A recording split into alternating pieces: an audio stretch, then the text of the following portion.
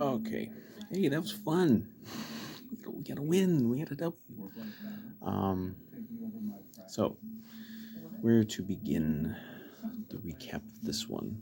Because I mean, certainly a strong case could be made that this was the best game the Vikings have played this year.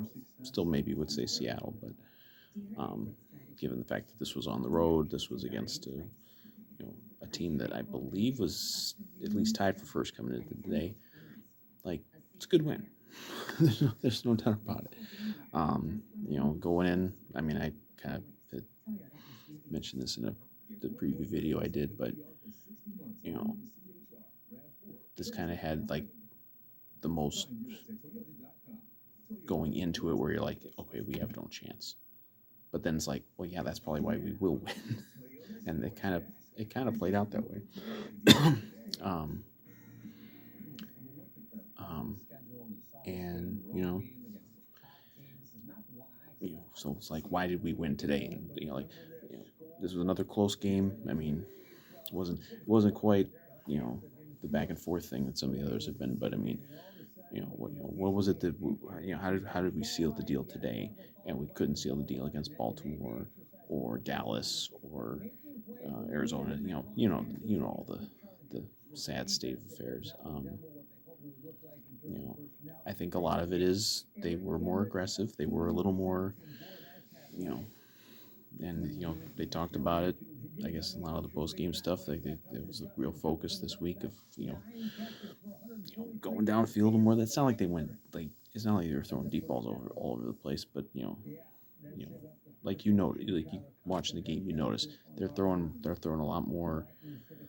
If they have a 3rd and 5, they're throwing a 10-yard pass instead of a dump off behind the line of scrimmage.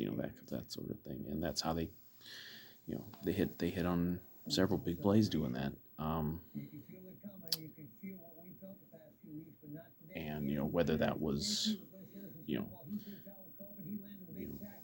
just the edict from Zimmer to be like, hey, this is what we're gonna do, or if it's Kubiak designing plays to kind of you know give Kirk a little more time to, or give a little more of an opportunity to make plays in the passing game. I mean, there was definitely a lot more of like um, of stuff today where like he's under pressure, but he's got a guy like 5-6 yards down the field where he can throw it.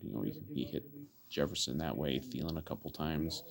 You know, that's what you need. Like it's been kind of this like feast or famine thing where it's like maybe they've got maybe they've got guys way downfield, but you can't get to them because of the pressure, and then you dump off for nothing. you know, um, but you know, or whether it was just Cousins. I generally on the pecking order, Cousins is always the last guy I'm going to criticize because I think it's just you know he ain't calling the plays, and he wasn't calling the plays today.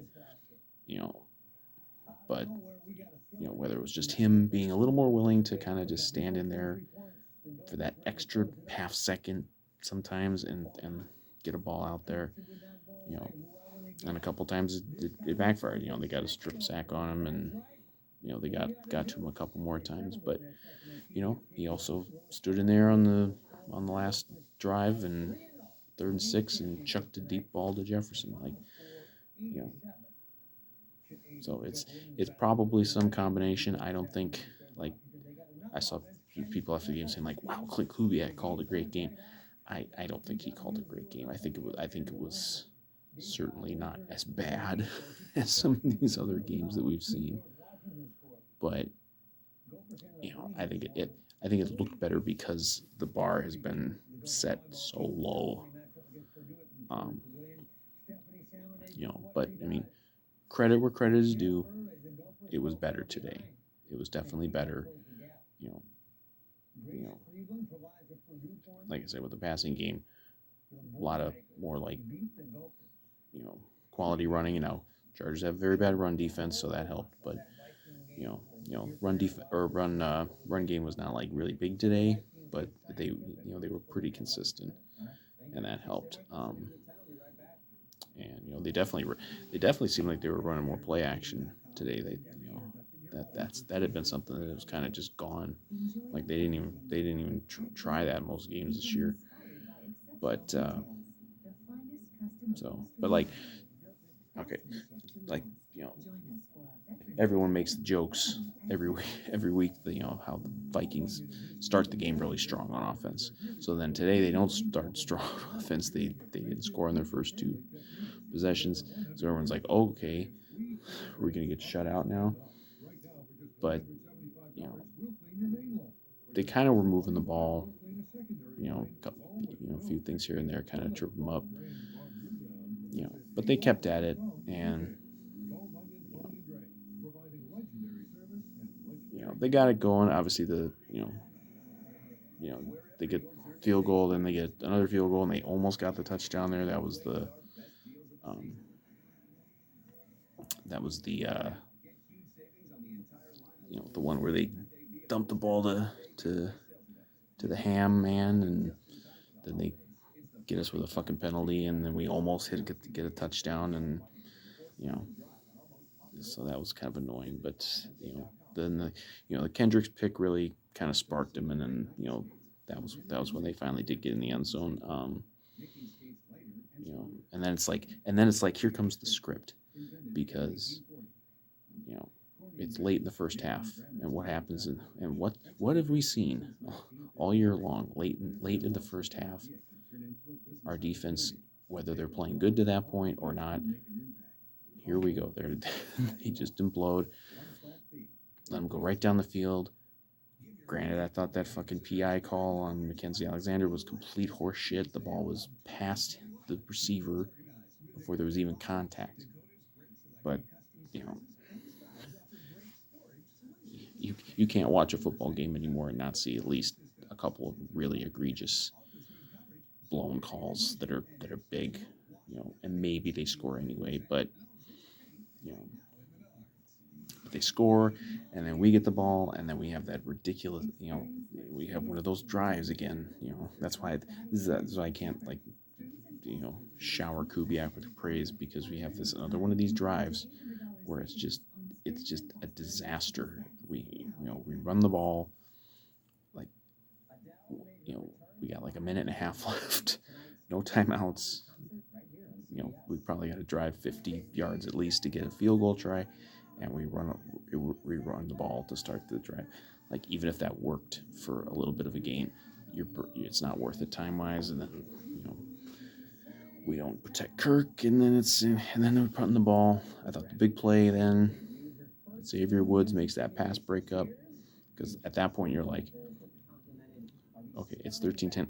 Now we're giving them the ball back again before halftime, and they're getting the ball to start the second. I'm sitting there thinking, this shit's going to be 24-13 before we even touch the ball again. But the Woods play where he broke it up and they forced a punt. That was one of the big plays, because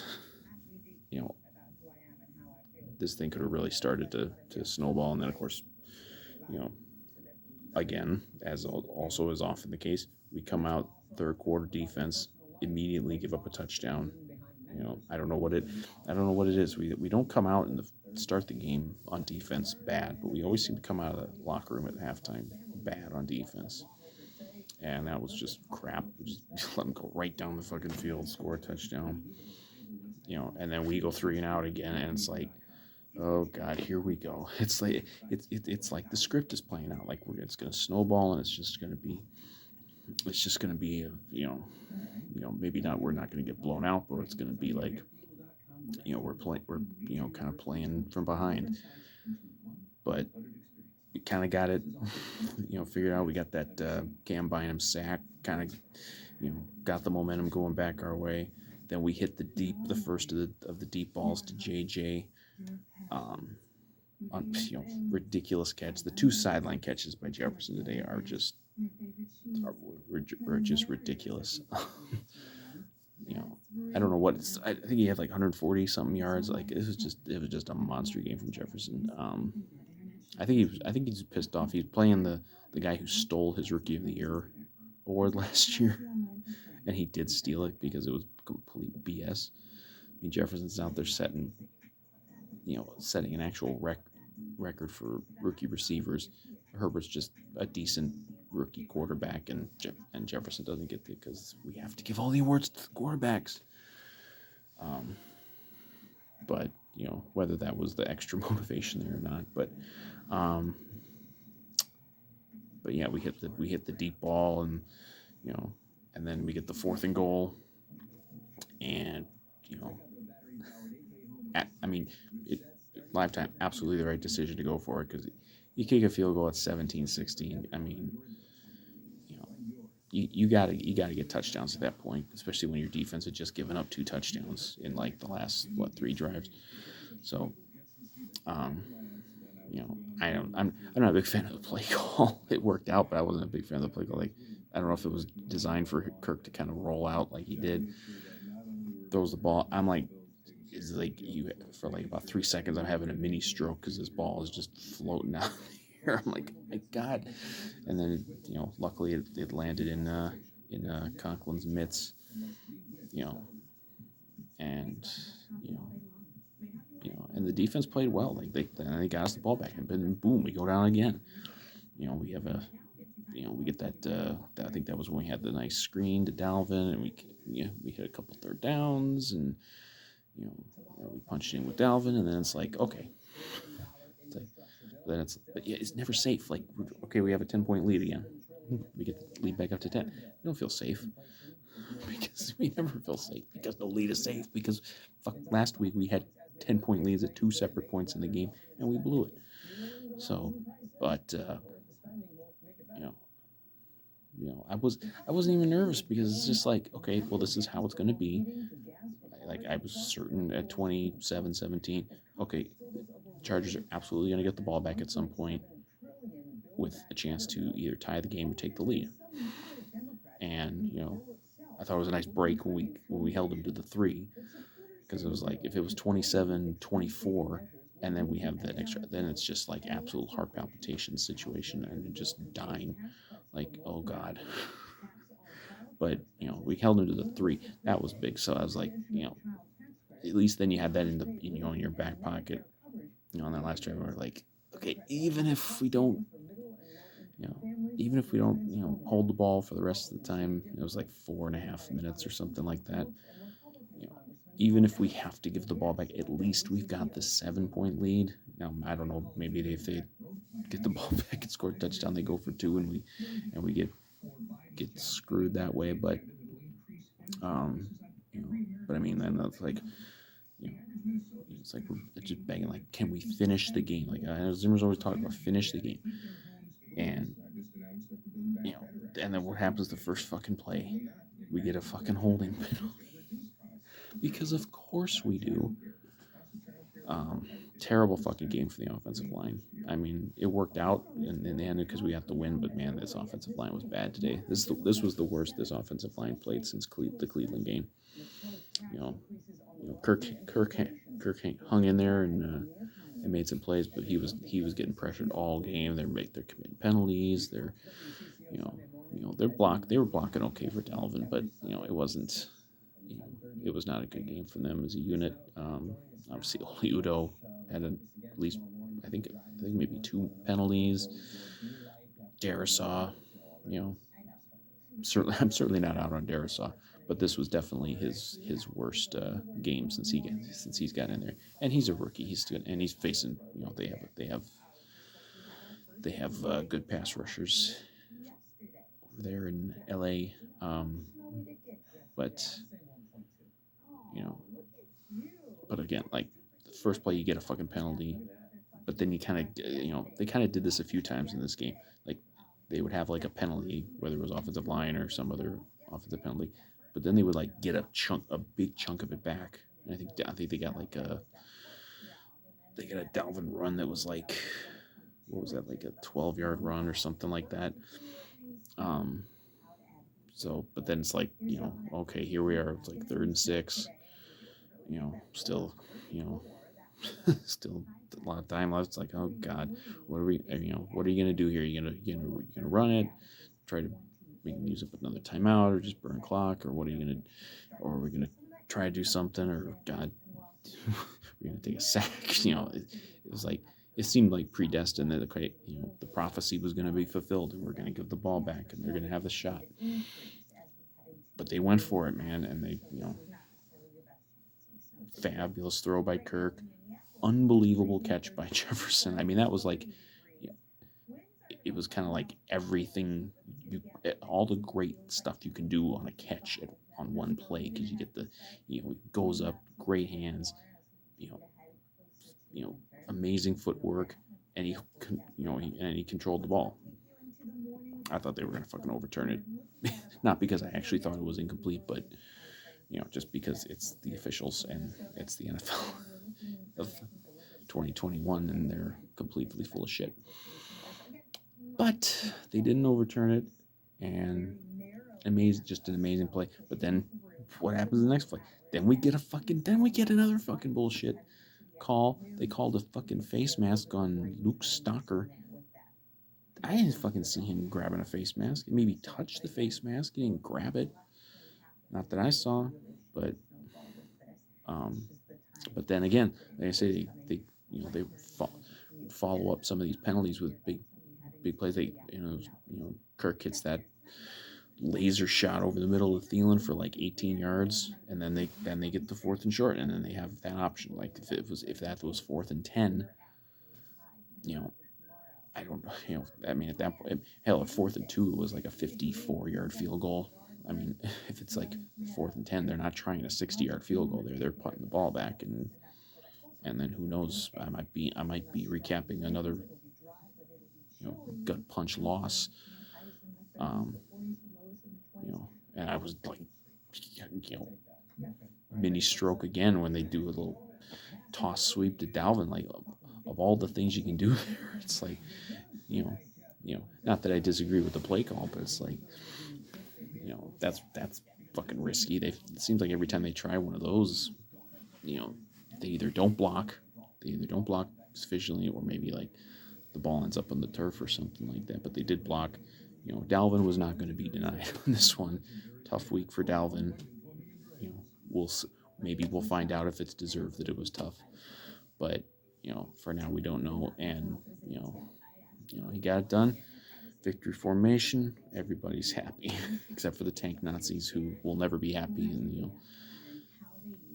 And of course after the game, you see some of the same people out there who trying to minimize the loss or minimize the win, and it's like I ain't saying it was the greatest win in the history of the franchise or anything, but it's a legitimately good win, and you gotta give them fucking credit. If you want to be one of these people who's out there, posting Fire Zimmer comments on every social media post the Vikings put out there, and there's people who are doing this, and I call these people out, and then they just act like oblivious, like, oh, I'm not doing it.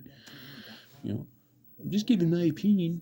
Well, your opinion is fucking irritating because you're posting it constantly. But these people, they're the people who are, then they're like, oh, the Chargers aren't really that good. No, they're not good. Well, they were a team in a playoff position. I believe they might still be in a playoff position.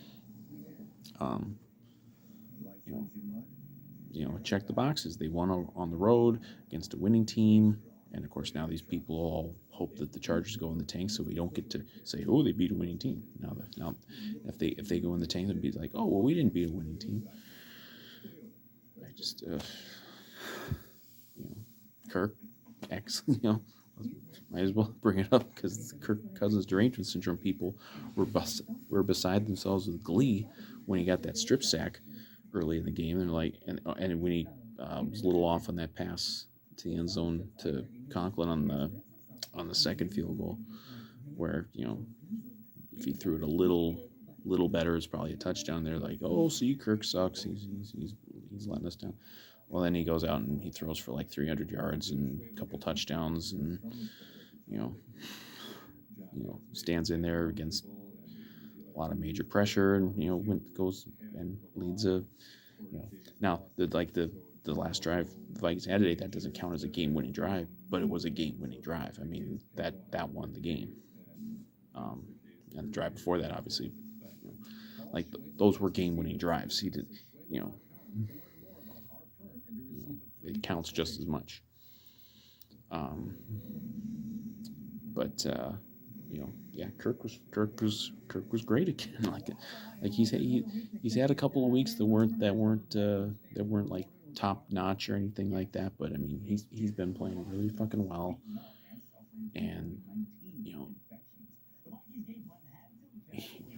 it's just the same stuff. They don't want to give him any credit when he plays well if the team loses, but then they win today, and then the same people want to be like, oh well, Kirk didn't really play that great. He was okay.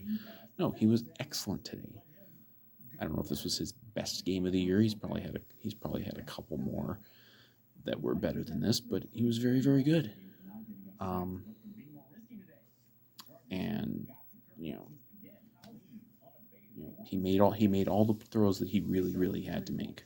Like if he misses on either of those big sideline throws to Jefferson, we might not win. If he doesn't hit a couple of those big third downs over the middle, we might not win. If he doesn't hit that big pass to Thielen late, we might not win. These you switch out any of those and they might not win. And he did what he had to do. And obviously, this will probably go down like as one of the big Jefferson games. I mean, it was ridiculous. Like the play where he caught the ball and he like carried like four Chargers for like an extra 10 yards. Like this was just kind of like a complete, just superstar game from him. Um, Thielen made a couple big plays. Conklin obviously had the touchdowns. You know, um, um, CJ Ham had a touchdown briefly until they took the fucking thing away. I don't even remember if that was a good call or not. I think that was the Udo call. And usually, if there's a penalty on Oli Udo, I just assume that it was legit. Something needs to be done there. They have to get Wyatt Davis out there. I'm sorry, this has to stop. Oli Udo, I think I saw is the most penalized single player in the NFL this year, and I believe it. I mean, he had like four in one game. Like, you know, it's like that has to change. But and you know, I know this like I'm not try, I'm done trying to like even like really defend Zimmer or change minds about Zimmer. I mean, he's gone. He's probably gone. Maybe even if they make the playoffs, he's gone. Um, you know, Although that's not set in stone. I think it's close. Like I would say he's 80% gone, but and I know as soon as you start talking about giving Zimmer credit for how he does with the defense, then they just say, well, he's the coach of the whole team. Yes, he knows he's the coach of the whole team. We all know he's the coach of the whole team. But, um, you know, so it's like when the offense struggles, yeah, that's on Zimmer too. But he goes into this game, he doesn't have, obviously, Daniel Hunter, who's out for the year, doesn't have Michael Pierce, doesn't have Anthony Barr, doesn't have Harrison Smith, doesn't have Patrick Peterson. You just had last week. They played like almost 100 plays on defense. You know, um, you know, and you're going back out on the road to play a really good offense that has often put up huge stats and huge numbers and huge points. And what was it, 250 some yards total offense? I know Herbert was under 200. You know, they didn't run on you very much. I don't know. If I mean, it was definitely like under 100 yards rushing, I think. Um, you know, you got just the one turnover, I think, but you got a couple sacks. You had some big third downs where they came up with some big stops. Like, it was a really good defensive performance. It was probably their best defensive performance of the year, considering the situation and the opponent and everything. Like, it kind of reminded me of last year, where Zimmer took just a depleted defense, and this defense isn't as depleted as they were at this point last year. But when he went into Lambeau and won, and once beat a couple other teams with just no defense, no defensive personnel at all.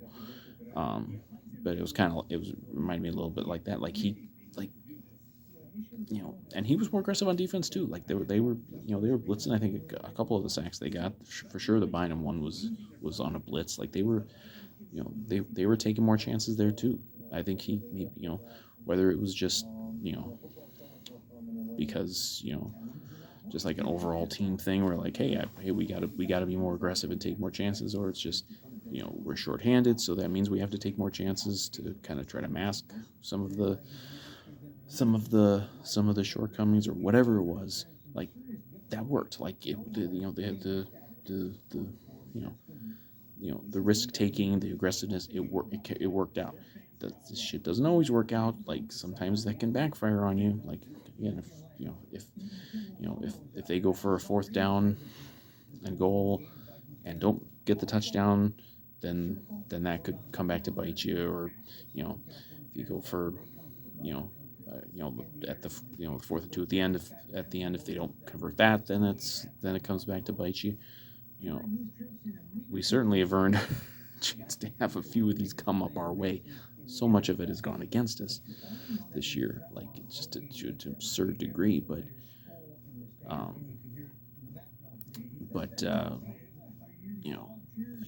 like it worked out, and I hope that I hope they kind of learn the lessons from this. It's kind of like, oh god, they're never gonna learn the lessons. They're never gonna figure out what they need to do properly.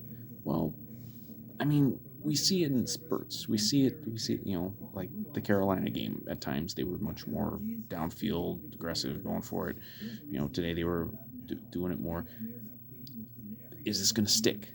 That's the $1 million question. Is it going to stick? Or when they play Green Bay next week, and Green Bay's defense, whatever, you know, they shut out Seattle today, and they didn't give up much to the Chiefs last week. Their defense has really been dominating lately. So like I don't think they're going to be able to play in a shell next week and have a chance. So it's like, are they going to obviously next week is do or die if you still have any interest in winning the division. I think the division is pretty much out. I mean, Packers have some tough games left, but we would probably have to sweep the Packers to have a chance, and that would include winning in Green Bay here. I think was it second to last week of the season, when it's probably going to be 80 below. I don't think that's going to happen, honestly, but it's still obviously an important game. But I mean, like, it's kind of the same thing. If they can kind of just get out of their own way, and I think it helps now to have a game like this where not just they get the win, but they have a lot of stuff to overcome. Some of it's self-inflicted with penalties and stuff like that, but they overcame it, and that's like this team plays its ass off. They don't always play their ass well, but they always play their ass off, and I'm really glad that they could not that they've been winless, but they to get a win, especially after these last couple games, and kind of have that they're working hard. I have no doubt that they're working hard, like preparing for games and then in games, and you do that and you lose a game like the Baltimore game and even the Dallas game, like and obviously the games early in the season, and it's just like you wonder how much this team can take. Well, they're taking it, and they're still fighting, and they still got a a lot of games ahead, a lot to play for. I still think they're not favorites to make the playoffs, but I still think they should be in the playoffs. I think it kind of helped today that just about everybody lost. The Saints lost, and they're ahead of us. Um, Atlanta lost. Who else lost? Some other team lost. Carolina won, so that was the one that didn't go our way. But we have beaten them, so it's like we could, if we end up tied with them, we would go ahead of them. Seattle lost to Green Bay, obviously, which, depending on how you look at it, that might have been a good thing for us, because obviously Russell Wilson coming back, you kind of worry that Seattle's going to go on a run, but technically they're two back of us if you count in tiebreakers. Philly won. I don't know what to make of the Eagles. They're weird.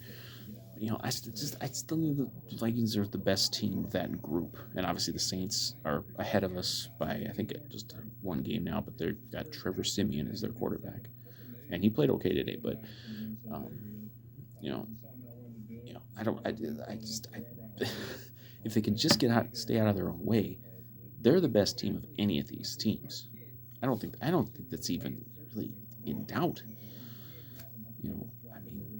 They're not on the level of the top teams in the NFC for sure, but it's very wide open, and obviously, like, if you could, and I know we can't do it, but if you could just flip one or two of these other fucking losses, the Vikings would be in as good a position as just about anybody in the conference.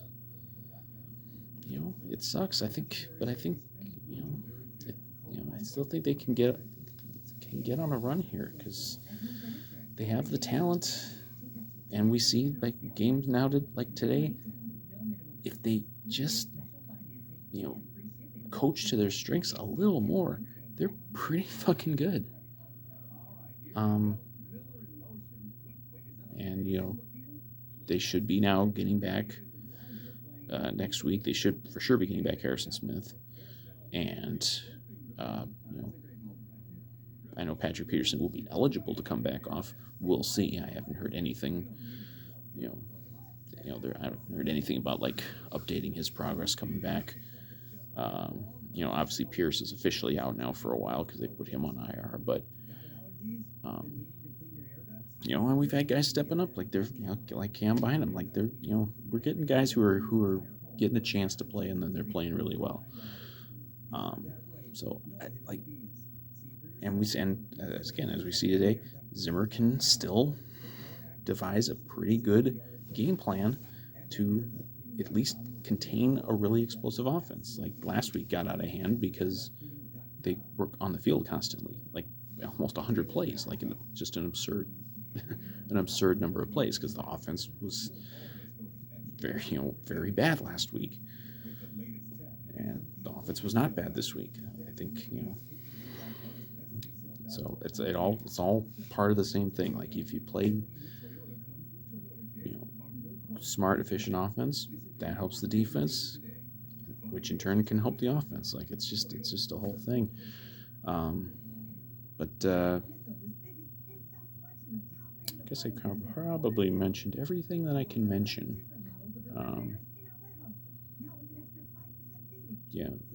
D.D. Westbrook had that long punt return. Special teams is looking pretty good. Even Longwu almost broke another kick. I think that was at the first half today. Joseph made his kicks. He's lulling us into a false sense of security now, because it's like, oh, you're no longer necessarily watching every field goal, every extra point, and being like, oh, don't, oh no, we're gonna miss this, and then they, but no, he's making them. He'll miss another one at some point, though, and it'll probably kill us all. But yeah. So I think, you kind of want to rein it in. It's not the greatest win of the history of the franchise. It's not the best win of the Zimmer era. It's arguably the best win of the season. You had to get this one. Like they absolutely like I thought that they came out of the bye and went 2-2. They were good for sure for the playoffs. You can still do that. You got to beat the Packers, but you know, I still think they're gonna, you know, they're gonna be able to take advantage. Then the schedule eases up in a big way after after this Green Bay game. You get the 49ers, who are way worse than I thought they'd be. You get the Lions again. You know, obviously you still have the Bears twice, and obviously you have to deal with the Soldier Field curse. But you know that's what we got to do. You know, you get the Steelers at home, and you know, granted the Steelers didn't have Roethlisberger today, but you know that's at home. Like I certainly think you could beat Pittsburgh. You know, you got the Rams still, but you know the Rams are not invincible. Like I think if the Vikings get out of their way, they can beat any of these teams, and I don't think they're going to go on like a 8-game winning streak or anything like that. But you know, like I saw some stupid article after the game that's saying like, you know, unless the Vikings win like 11 or 12 games, they can't make the playoffs. Like, wow, what? Does this person watch football? Because like you could maybe get in it with 8 wins. You know, I think there's, you know, I mean, God, look at there's just a lot of like teams that are just in the middle this year. This is like the ultimate parity here. Look at the AFC. There's like the whole conference is 5-5. It's unbelievable. But you know, I know we shouldn't talk playoffs yet. We're not even 500. We got to get back to 500 first. But you know, they'll have a shot to beat the Packers. I mean, it's going to be tough, obviously. Like, but we have beaten the Packers. We beat them last year. We beat them. You know, there was a team that probably should have gone to the Super Bowl, and we won in their home stadium. They won here, but of course, obviously there were no fans either place. But you know, they got a puncher's chance, but they got, you know, they're going to have to do what they did today and not commit the penalties, and they can't do the disgusting 3-and-outs, and whatever the thing is that's causing them to you know, to have this end of the first half thing and beginning of the third quarter thing where it seems like they're giving up.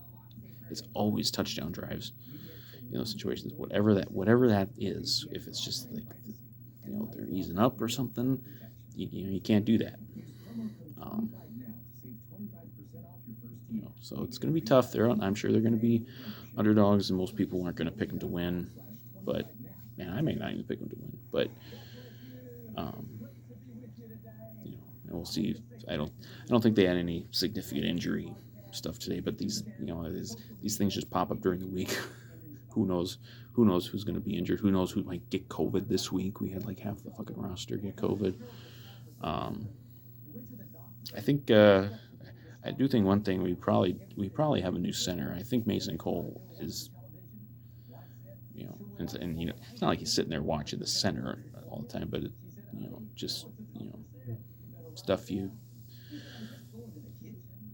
see and you read, like Mason Cole's outplaying Garrett Bradbury, and you know, whether Bradbury's back or not this week, you might want to just go ahead and stick with Mason Cole. And I would also bench Oli Udoh now, but I would have benched Oli Udoh a month ago without question, and he's still here, and they're not playing Wyatt Davis. You know, I don't know if there's something to that. I don't know if it's just Wyatt Davis just looks terrible in practice or whatever it is, but you know, who knows? Again, I ain't over there at TCO. Seeing what the day-to-day goings on there are, but hey, we get to be happy. At least the fans like me who actually want the Vikings to win. You know, by the way, this wasn't a very good week again for the Tank Nazis, because Mac Jones looks like by far the best rookie quarterback out of this class, and I think he was like the 5th one taken. So, you know, of course, and then everyone's like, "Oh, we should have taken Mac Jones." Well, okay. Like, I thought you all loved Justin Fields. I thought you all wanted us to tank for Trevor.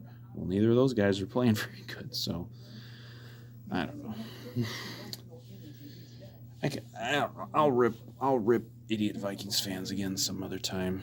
For now, it's a happy night, and it'll be a happy week. Packer week. Fuck the pack.